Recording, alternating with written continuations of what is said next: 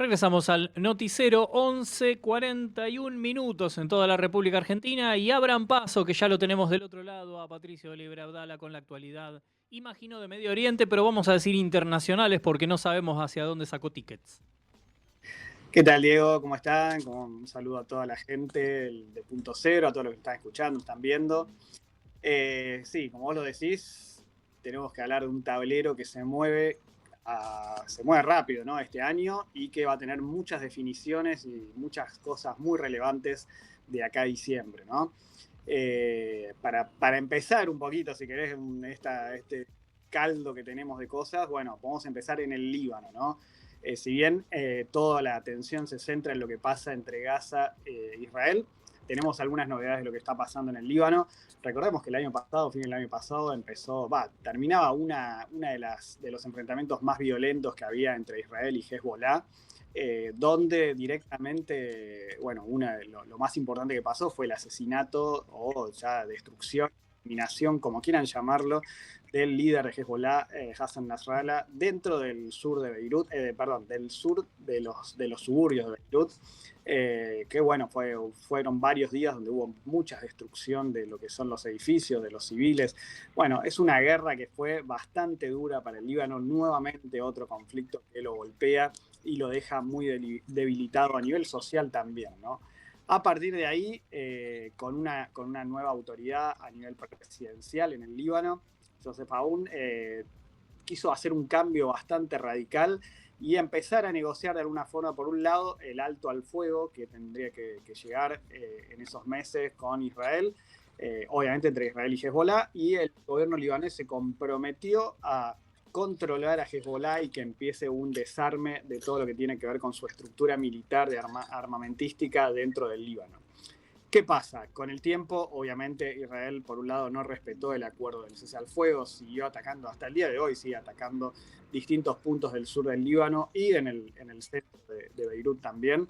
Pero a su vez, el gobierno libanés siguió adelante y se reunió con los enviados de Estados Unidos, donde en el día de ayer. ¿Sí? ¿Perdón? No, no, no, te debe haber sonado un ruidito, algo. O Sí, nos sí, alguien están que me habla pinchando del el otro lado. teléfono, como dirían en otras épocas. Claro. No, lo que te decía es que se juntaron con los enviados de Estados Unidos, donde acordaron, sin la presencia de partidos más importantes en este caso, que son Amal y Hezbollah, que son los involucrados, donde se acordó el desarme total de Hezbollah y que se aleje de todo lo que tiene que ver con la zona sur del Líbano, ¿no? Entonces, el ejército libanés se tendría que hacer cargo de toda la frontera sur, de todo lo que tiene que ver con las armas, con lo que es la estructura, ¿no?, militar de Hezbollah. Y bueno, a partir de ahí empezó el conflicto interno en el Líbano. Ayer se desarrolló una marcha masiva de simpatizantes de Hezbollah por las avenidas principales del Líbano. El ejército intentó impedir de que los simpatizantes llegaran al centro de Beirut.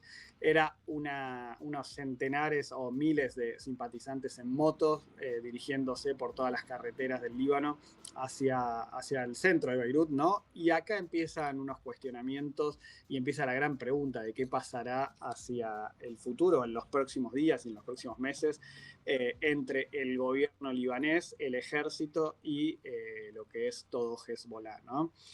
Por su parte, entre los acuerdos también se pide que Israel se retire de los 5 puntos que está ocupando en este momento en el sur del Líbano, y obviamente que el ejército libanés tenga apoyo internacional para también un poco controlar lo que es Hezbollah. Recordemos que Hezbollah ha sido debilitado muchísimo en este tiempo, mucho de su armamento, muchos de sus militantes y principales figuras han sido eliminadas dentro del Líbano y por fuera también.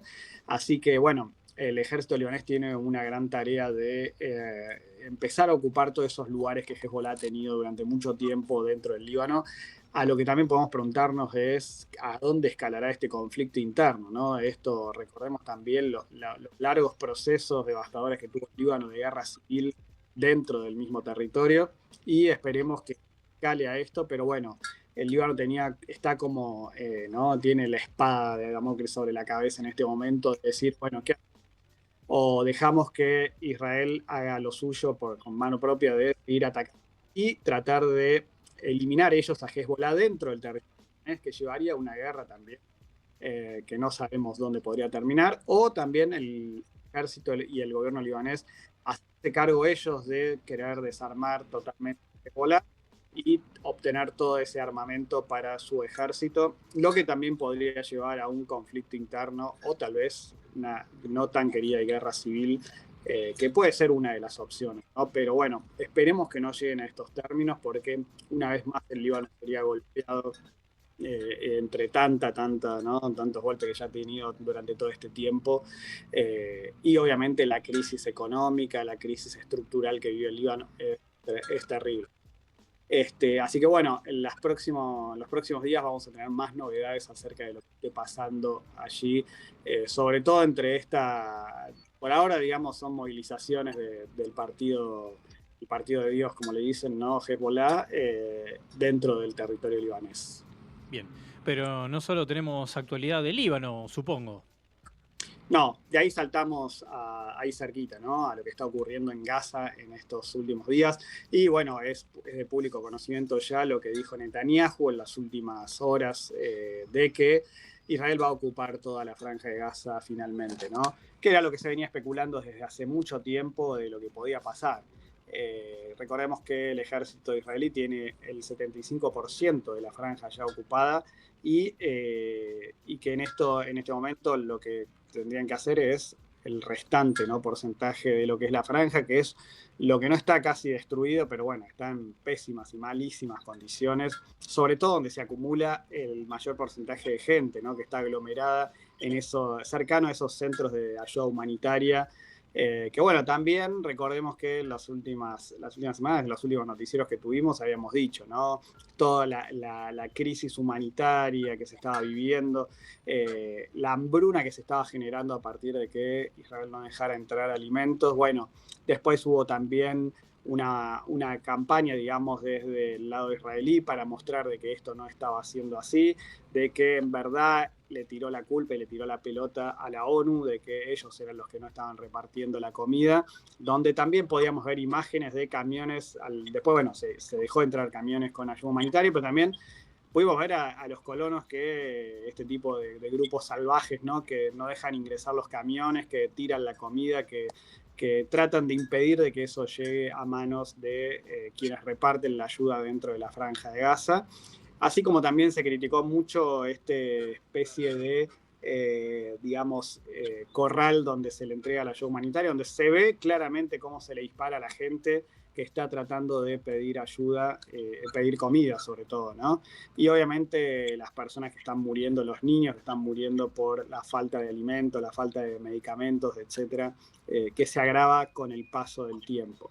También se vio en el lado israelí una masiva movilización por parte de familiares de los rehenes que piden por la ayuda de que se los libere cuanto antes, ¿no? Hemos visto también esas imágenes brutales y terribles de cómo algún rehén que estaba tratando de cavar su propia tumba, lo obligaron obviamente, ¿no? A decir de que estaba cavando su propia tumba dentro de uno de los túneles que tiene Hamás, y que bueno, Hamás también ha salido a decir de que esto es el resultado de lo que quería Israel de finalmente invadir la franja de Gaza, y que esto podría traer consecuencias gravísimas, sobre todo hacia los rehenes, ¿no? Que estaban diciendo que ellos los estaban sacrificando con estas medidas que estaba ofreciendo Netanyahu acerca de avanzar sobre la franja de Gaza, lo que podría ser algo terrible, ¿no? Más allá de todo lo que hemos visto en este tiempo y que ya hemos visto cómo el genocidio se ha llevado adelante, también, sería resultados que no sabemos, ¿no? Catastróficos. Bueno, obviamente Netanyahu dijo que él quería sacar a Hamás, de que quería desarmar totalmente a Hamás, y que ellos no iban a gobernar la franja de Gaza, sino que se le iban a dar a los países árabes para que se hagan cargo. Bueno, habrá que ver en el tiempo cómo termina esto. Obviamente la presión internacional sigue sobre Israel, donde piden que se termine la guerra. Y como te dije, y hay muchos movimientos a nivel mundial, uno de esos movimientos fue lo que dijo el canciller alemán Merz hace algunas horas, donde dijo, vamos a terminar con la exportación de armas a Israel, sobre todo si se usan sobre la franja de Gaza. Entonces, algunos países aliados, sobre todo Alemania, que era un aliado indiscutible en todo este tiempo, ¿no? En este momento acaba de poner como un stop en lo que es la entrega de armas, y esto puede ser también algún punto de quiebre entre las relaciones, sobre todo comerciales a nivel de armamentística, ¿no? Pero bueno, seguimos viendo que Estados Unidos, Francia, Gran Bretaña y demás siguen enviando armamento, más allá de que las críticas también llegan hacia Netanyahu. Así que bueno, este es un poco el panorama bastante difícil que se vive, y obviamente van a ser días y horas vitales para saber sobre todo qué va a pasar con los rehenes, ¿no? Que, como te dije, o sea, en las últimas horas Hamás dijo que quiere entregar a todos los rehenes. Bueno, no se sabe tampoco cuántos son los que están vivos, se creen que alrededor de 20 personas son las que estarían vivas, pero bueno, habrá que esperar a ver qué es lo que ¿no? Lo que se define en estas últimas horas. Tal cual. Y ante cualquier novedad también tendremos tu participación y tu palabra acá en el noticiero. Y por supuesto, como te seguimos ahí habitualmente en Twitter, en X, ¿sí? Cualquier noticia de último minuto, ahí a Pato o Patricio, si querés compartir tus redes para que estén Es Pato informados. Up en X, así que ahí voy a ir subiendo todas las novedades que hay de último momento siempre. Y bueno, ahí tenemos, no sé si tenemos algunos minutos más para contar otras cositas Dale. más que están pasando. Sí, por supuesto. De ahí saltamos a un tema que por ahí no hablamos hace tiempo, pero seguramente en el Noti siempre se toca, que es el conflicto en Ucrania, ¿no? Este conflicto eterno que sigue pasando entre Rusia y Ucrania. Bueno, o sea, no sé, la última vez que nos vimos acá dijimos que Trump había puesto como un ultimátum a Putin de 12 días para que termine la guerra, porque se había cansado, estaba defraudado, estaba totalmente desconsolado Trump con las actitudes de Putin, y que, bueno, había acercado algunos submarinos nucleares cercanos a Rusia. Lo mismo Rusia hizo con algunos movimientos. Bueno, esto es un poco lo que ya hemos visto en alguna época de la historia, ¿no? Pero bueno, finalmente parece ser que llegaron a un acuerdo de poder reunirse, tanto Trump como Putin. Esto va a ser en Emiratos Árabes el próximo miércoles. Le preguntaron a Putin y a Trump, bueno, ¿va a estar Zelensky en esta discusión? Y obviamente Putin dijo, de ninguna manera. Él no se va a sentar acá y vamos a negociar entre Estados Unidos y Rusia nomás lo que pueda llegar a pasar. ¿Qué puede llegar a pasar? ¿Puede ser el fin de la guerra? No lo sabemos, la verdad. Hemos visto tantos amagues de lo que podía pasar. Mientras tanto, la invasión rusa avanza día a día dentro del territorio ucraniano. Es una guerra muy tecnológica en lo que está pasando en Ucrania. Esto es obviamente una opinión personal, me parece que es un campo para probar todo tipo de tecnologías, sobre todo con la superguerra de drones que han implementado entre Rusia y Ucrania, entre ambos lados, ¿no? Así que es lo que vamos a ver en un futuro, efectivamente, guerra de drones. Muy bien. Ahora sí, Patricio, completísimo todo. Sí, quiero dejar algunos ítems para que en algún momento quizás lo hablemos, lo que está pasando entre México con los carteles, ¿no? La guerra entre el ejército y los carteles, y lo que pasa en Colombia. En ambos casos también han empezado a implementar los drones como armas de guerra, y que es una novedad para lo que es Latinoamérica, así que a poner el ojo en eso, atención con lo que pueda pasar. Y la última es una noticia que hubo en Mozambique en las últimas horas. El ISIS atacó varias aldeas y sobre todo aldeas católicas, donde decapitó a un montón de personas, destruyendo iglesias, quemando aldeas. Así que se agrava también esa situación, y sobre todo la persecución a las minorías, tanto en Medio Oriente como en África. Totalmente. Y bueno, y no nos queda tiempo, pero también es relevante lo que está sucediendo en Sudán y Sudán del Sur, justamente con las crisis humanitarias y alimentarias que hay. Pero bueno, quedará para otra edición del noticiero, porque completísimo todo, Patricio. Hoy un lujo. Bueno, les agradezco y algún día espero traer buenas noticias. Sí, sería... el mejor día sería el que no necesitemos de tu información. No, quizás por ahí contar otras cosas, información de otro estilo. Pero bueno, sé que en algún momento va a llegar la paz, y esperemos que sea pronto, ¿no? Totalmente, adherimos. Muy bien, gracias Patricio Olivera Abdala, la voz del último de los especialistas que contamos en este noticiero de viernes 8 de agosto de 2025. Contamos con la palabra de Patricio Liebre Abdala, por supuesto también Azul García y Paloma Badaraco con un blocazo, ¿sí? Un blocazo hace un ratito también. Al inicio, Samu Córdoba. Por supuesto, contamos con la voz de Luciana Lozano, de Juan Pucharelli. Hoy no hubo Karen.